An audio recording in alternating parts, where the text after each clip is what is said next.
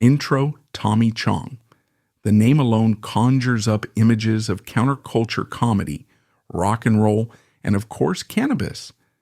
But before he became the legendary comedian, musician, and activist we know today, he was just a kid from Canada trying to find his place in the world. His early years were shaped by a tough but loving immigrant father, a supportive mother, and the challenges of growing up mixed race in mid-20th century North America. So, how did this shy guitar-playing teenager go from a working-class neighborhood in Calgary to becoming one of the most recognizable faces in entertainment? Let's dive into the life of Tommy Chong and see where it all began. Childhood and family. Tommy Chong was born Thomas B. Kin Chong on May 24, 1938, in Edmonton, Alberta, Canada. His mother, Lorna Jean, née Gilchrist, was of Scotch-Irish-Canadian descent, while his father, Stanley Chong, was a Chinese-Canadian immigrant who arrived in Canada in the 1930s. After immigrating, Stanley initially lived with an aunt in Vancouver before later moving to Calgary, where he built a life for his family. Tommy had an older brother named Stan Chong, who was born in 1936 and passed away in 2019. The Chong family's mixed-race heritage made them stand out in Canada at the time, and Tommy would later recall how being half Chinese and half European-Canadian shaped his perspective and experiences growing up. The Chong family settled in Calgary, Alberta, in a predominantly white conservative neighborhood that Tommy referred to as Dog Patch. Despite being a veteran who had fought in World War II, Stanley Chong struggled financially. After the war, he worked as a truck driver and laborer, earning just $50 a week to support his family.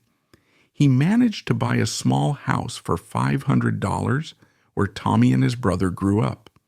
Tommy would later describe his father as a strict but loving man, shaped by his experiences as both an immigrant and a soldier. Stanley Chong had been wounded in World War II and spent time recovering at a veterans hospital in Calgary. Though he didn't openly express his emotions, he deeply cared for his family and worked tirelessly to provide for them. His mother, Lorna Jean Chong, played a more nurturing role in his upbringing. She encouraged Tommy to embrace his mixed heritage, telling him that because of his diverse background, people would always notice him. She advised him that how you behave will determine how they treat you. Her words had a profound impact on him and influenced how he carried himself in the entertainment industry later in life. Growing up as a mixed-race child in mid-20th century Canada was a complex and often isolating experience for Tommy Chong. Canada at the time was not as diverse or accepting as it is today, and being of both Chinese and European descent made Tommy stand out in ways that were not always positive. His father, Stanley Chong, had immigrated from China in the 1930s, a time when anti-Chinese sentiment in North America was widespread. Chinese immigrants faced discrimination in employment, housing, and even legal rights. And though Stanley had built a life for himself in Canada, he carried the weight of these struggles. Wanting his children to avoid the hardships he had faced, Stanley encouraged them to assimilate into Canadian society as much as possible. He rarely spoke about his Chinese heritage and discouraged Tommy and his brother from learning the language or practicing any Chinese traditions. Instead, he emphasized hard work, discipline, and fitting in, a survival tactic that many immigrants of that era adopted. Despite his father's efforts, Tommy couldn't escape the challenges of being visibly different in a predominantly white, conservative community. He often felt like an outsider caught between two worlds. In school and in his neighborhood, he experienced racism firsthand, sometimes in the form of direct insults and other times through more subtle forms of exclusion. While his mother's Scotch-Irish heritage might have given him some level of acceptance, his Chinese background made him an easy target for prejudice. These experiences shaped his worldview, giving him a unique perspective on identity, belonging, and social hierarchies. Tommy's response to feeling like an outsider was to develop a sharp sense of humor and an ability to connect with people from all walks of life. He found that making people laugh helped him navigate social barriers, a skill that would later define his career. However, his time in school was not particularly fulfilling. He attended Crescent Heights High School in Calgary, but struggled to find interest in academics. He often felt disconnected from the traditional school system, which did not cater to his creative and unconventional mind. Bored and restless, he spent more time daydreaming about music and performance than focusing on his studies. Eventually, at the age of 16, he dropped out of school, later joking that he left right before they were going to throw me out anyway. It was during his teenage years that Tommy discovered music as both a passion and a means of escape.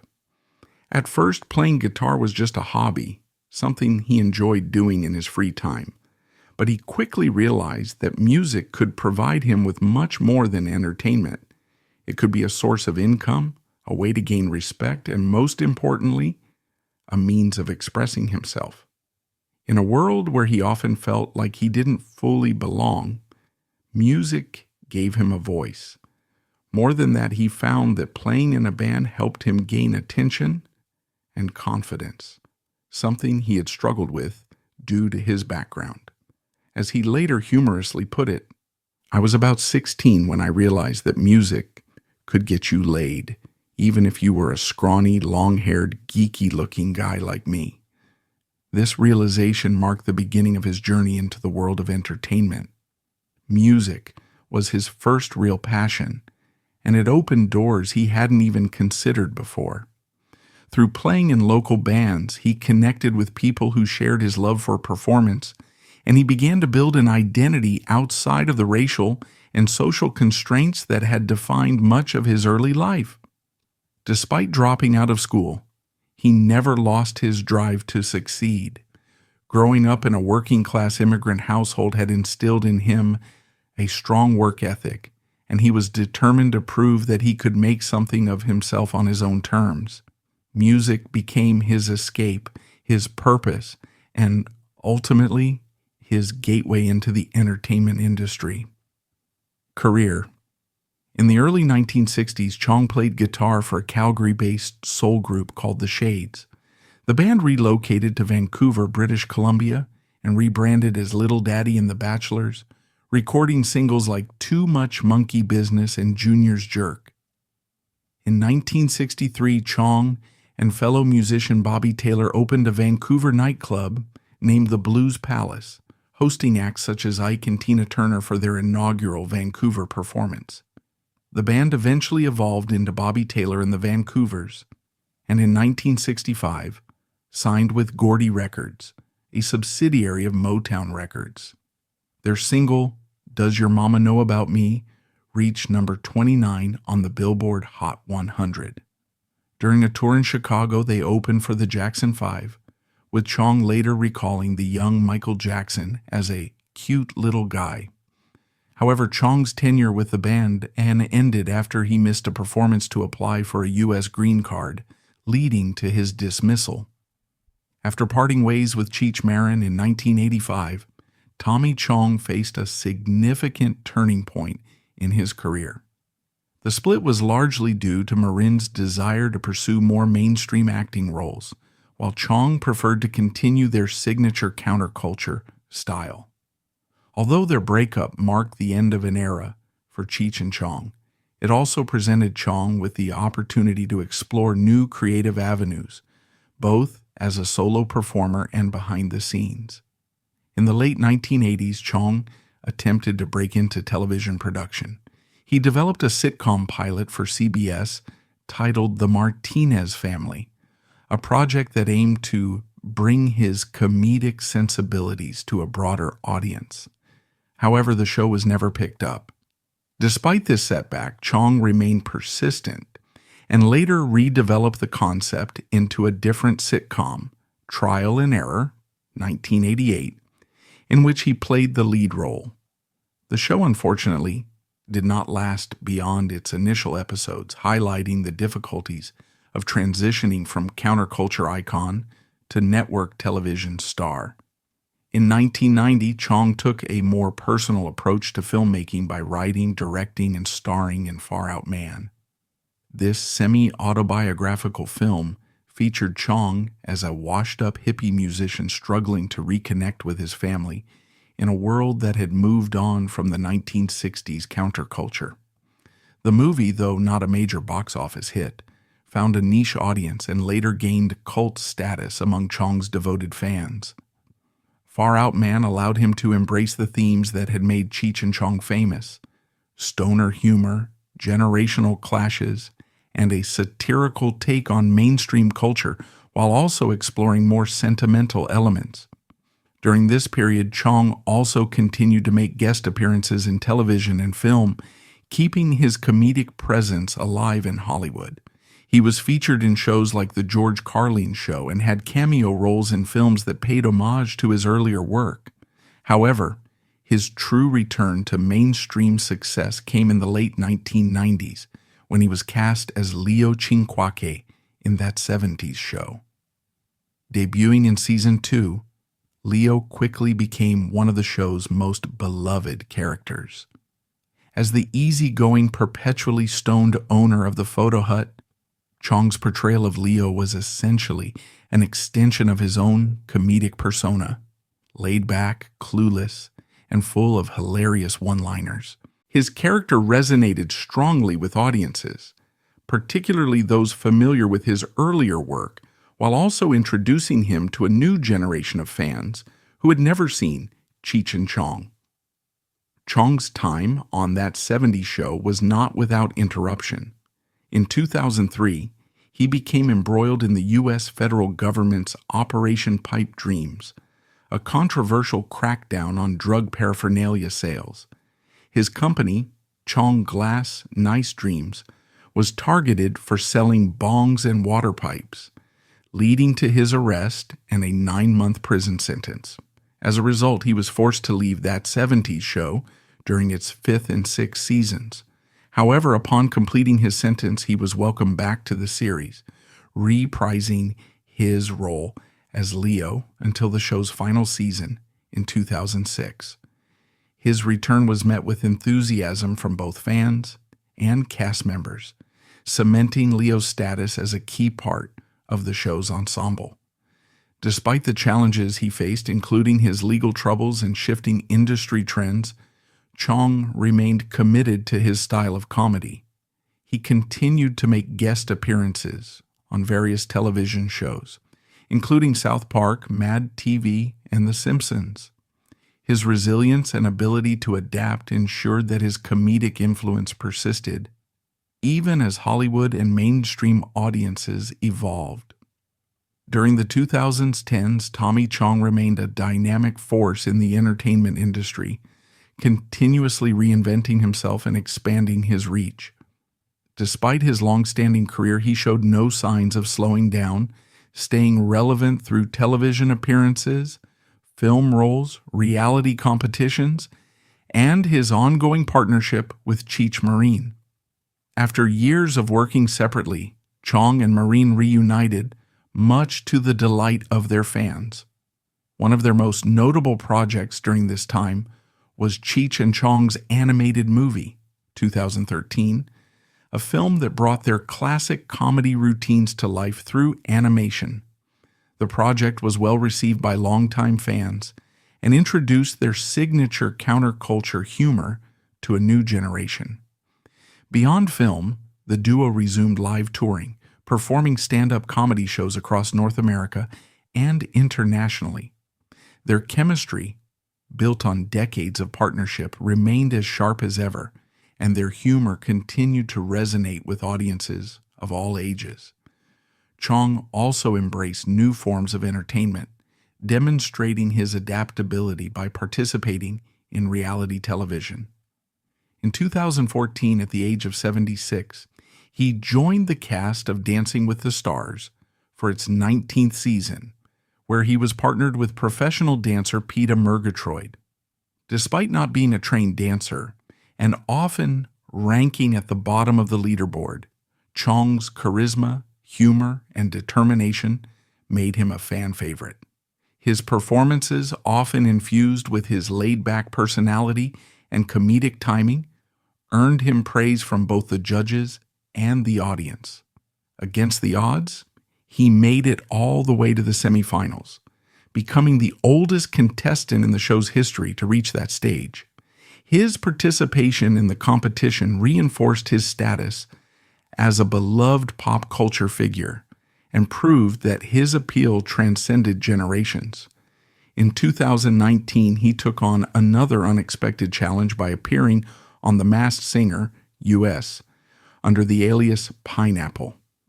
Although he was eliminated early, his performance of I Will Survive by Gloria Gaynor was a crowd pleaser, further solidifying his ability to entertain audiences in any setting. Beyond reality television, Chong continued to make guest appearances in popular films and TV series. In 2011, he guest starred in an episode of The Simpsons titled A Midsummer's Nice Dream, a clever parody of Cheech and Chong's history that humorously depicted their brief separation and eventual reunion. In 2016, he lent his voice to the character Yax, a laid-back, free-spirited yak in Disney's animated blockbuster Zootopia.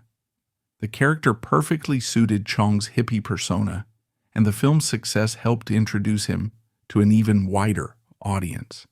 In 2017, he made a guest appearance in Trailer Park Boys, Out of the Park, USA, a spin-off of the beloved Canadian TV series, reinforcing his status as an enduring counterculture icon.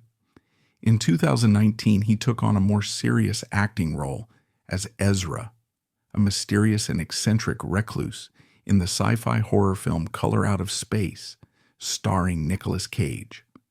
Based on a short story by H.P. Lovecraft, the film was praised for its surreal and unsettling atmosphere, and while Chong's role was small, it was memorable and well received by critics and audiences alike.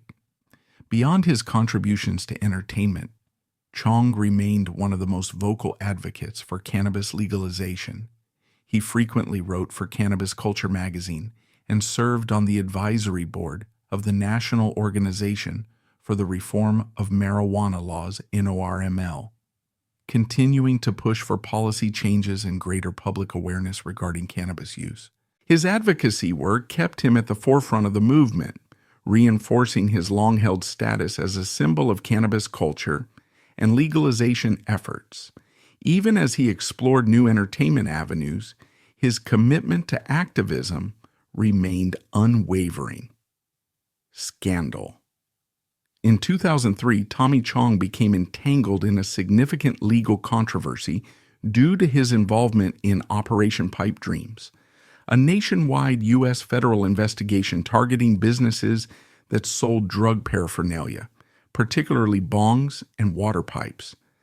This operation, overseen by U.S. Attorney Mary Beth Buchanan, led to charges against 55 individuals, with Chong being the most prominent among them. Chong was implicated because of his role in financing and promoting Chong Glass Shot Nice Dreams, a company founded by his son Paris Chong, which specialized in selling high-end glass bongs as collectible art pieces. Despite the company's policy to avoid selling to jurisdictions where such items were prohibited, federal agents posing as head shop owners from Beaver County, Pennsylvania, persuaded Paris to sell and ship products to a fictitious shop in Beaver Falls. This action provided the jurisdiction needed to prosecute Chong in Pennsylvania. To protect his wife Shelby and son Paris from prosecution, Chong accepted a plea agreement, admitting to conspiracy to distribute drug paraphernalia. Consequently, he was sentenced to 9 months in federal prison, fined $20,000, required to forfeit $103,514 in assets, and subjected to a year of probation. Notably, among all individuals charged, Chong was the only first-time offender to receive a prison sentence, a fact that critics argue highlights selective prosecution. Chong served his sentence at the Taft Correctional Institution from October 8, 2003 to July 7, 2004. During this time, he shared a cell with Jordan Belfort, the author of The Wolf of Wall Street, whom Chong encouraged to write his memoirs.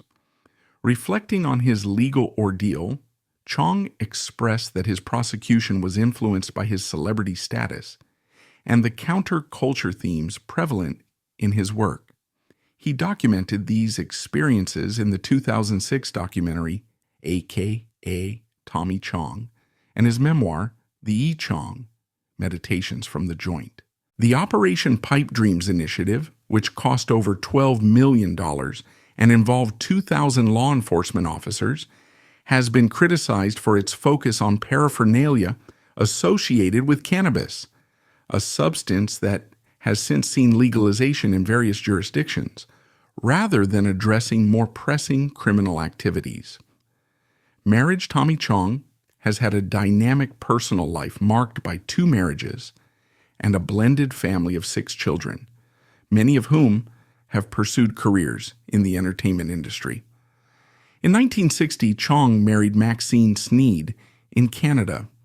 Their marriage lasted a decade, during which they had 2 daughters. Their eldest, Ray Dawn Chong, born in 1961, went on to become a successful actress, starring in films such as Quest for Fire, 1981, for which she won a Genie Award, and The Color Purple, 1985.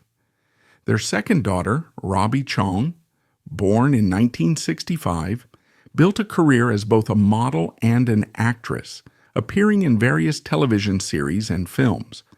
Despite their separation in 1970, Chong maintained a relationship with his daughters, supporting their artistic aspirations.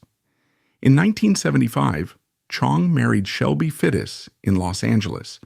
Born in 1948, Shelby is an actress, comedian, and producer who became an integral part of Chong's personal and professional life. Their relationship produced 3 biological children, and they also adopted a son. Marcus Wyatt, born in 1967, was adopted by Tommy and Shelby in 1978. He pursued acting and later took the surname Chong upon turning 18. Paris Chong, born in 1974, has worked in the entertainment industry, dabbling in acting and production. Their son Gilbran Chong, born in 1981, has largely stayed out of the public eye but has been involved in family-related projects. Their daughter Precious Chong, born in 1968, followed in her father's comedic footsteps, becoming an actress and comedian, appearing in numerous films and television shows. Shelby Chong played a significant role in Tommy's career beyond being his wife. She was the associate producer for 4 Cheech and Chong films and frequently performed as the opening act in their comedy shows. Starting in 2000, she became Tommy's primary comedy partner, and when Cheech and Chong reunited in 2008, she continued to serve as their opening act. Her involvement in both their professional and personal life cemented their relationship as one built on mutual support and collaboration. Despite the challenges of the entertainment industry and personal setbacks, Tommy and Shelby have maintained a strong marriage for decades. Their enduring partnership reflects not only their shared commitment to family, but also their ability to work together creatively. With a blended family of 6 children, many following in their father's artistic footsteps, Chong's personal narrative is deeply intertwined with his professional journey, highlighting the importance of family and collaboration in shaping his legacy. Other relationships beyond his family and career, Tommy Chong has cultivated numerous significant relationships that have influenced his personal and professional life. One of the most pivotal connections in Chong's life is with Cheech Marine. The duo met in 1968 at a topless bar in Vancouver, Canada, which Chong co-owned.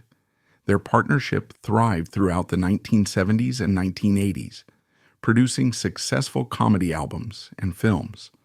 Despite parting ways in 1985 to pursue individual careers, they reunited in 2008 for the Light Up America and Canada tour, rekindling their creative collaboration. During his incarceration from 2003 to 2004, Chong developed a close friendship with Jordan Belfort, known as the Wolf of Wall Street. Sharing a cell, Chong encouraged Belfort to pen his memoirs, which later inspired the acclaimed film adaptation. In the realm of entertainment, Chong has collaborated with notable figures such as Ike and Tina Turner and the Jackson 5 during his early musical career. Additionally, he has established friendships with contemporary comedians and podcasters like Joe Rogan and Joey Diaz, appearing on their shows to discuss various topics, including his experiences and advocacy. Current life. On February 17, 2025, Tommy Chong participated in the Science of Cannabis event at Dynasty Typewriter in Los Angeles, alongside Dr. Stacy Gruber from McLean Hospital and Harvard Medical School. This event, recorded as a live session for the Sing for Science podcast, focused on exploring the latest advancements in cannabis research and its medical applications. Chong and Dr. Gruber discussed how cannabis is revolutionizing healthcare, its unique biological properties, and its potential for treating various medical conditions. The event also served as a charity initiative, with all proceeds donated to Letters from Altadena, an organization supporting individuals affected by wildfires in the Altadena region. Chong's presence at the event reinforced his long-standing advocacy for cannabis and its benefits in both recreational and medical contexts. Earlier, in September 2024, Chong returned to his hometown of Edmonton, Alberta, to take part in the Grow Up Conference and Expo, held from September 29th to October 1st at the Edmonton Convention Center. As a keynote speaker, he shared insights from his decades-long career in the cannabis industry, discussing everything from legalization efforts to the evolution of cannabis culture. In addition to his speech, he participated in meet and greet sessions, where fans had the opportunity to interact with him, take photos, and even receive exclusive signed merchandise. His return to Edmonton was a significant moment, as it marked a homecoming for the comedian, who had spent his early years in Alberta before rising to fame. His presence drew widespread attention, and his talk was one of the most anticipated highlights of the event. Beyond his in-person appearances, Chong continues to stay connected with his audience through social media platforms, particularly Instagram. He frequently shares updates on his current projects, behind-the-scenes photos from events, and announcements about upcoming appearances. His active online presence allows him to engage with a vast audience, further promoting his cannabis advocacy and keeping fans informed about his latest endeavors. Even in his mid-80s, Chong remains as engaged and influential as ever, proving that his impact on entertainment and cannabis culture is far from over. Tommy Chong's story is one of perseverance, creativity, and never backing down from what he believes in. From his early struggles to his rise as a counterculture icon, his legal battles, and his continued influence in entertainment, he has remained a figure of humor, rebellion, and resilience. Whether you know him from his classic comedy, his fight for cannabis rights, or his unforgettable roles, one thing is clear: Tommy Chong's legacy is here to stay. What's your favorite Tommy Chong moment? Let us know in the comments below. Don't forget to like this video and subscribe for more stories about legendary figures. Thanks for watching, and I'll see you in the next one.